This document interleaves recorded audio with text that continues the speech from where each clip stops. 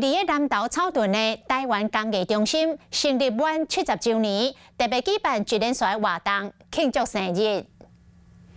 台湾工艺中心主任陈定礼等人共同为台湾工艺之父颜水龙老师的历代戏《太鲁表画》来开幕，感谢伊拍拼培养工艺人才，用伊的生日做65工艺节展开活动。6月7号公益的行旅，然后6月8号呢，我们的公益办桌。 文化飨宴，甲传统的工艺甲现代创意合作伙，互工艺有新的生命，嘛，互大家更加了解工艺价值甲精神。工艺呢是最流行、最潮的、最前卫的产业。主任陈定礼带大家进入工艺了景点是重头戏之一，期待甲典藏品推销出去，互大家拢会当欣赏。透过在北中南东的6个据点，从南投、台北，然后再到彰化、台东、台南，一直到最后在新竹。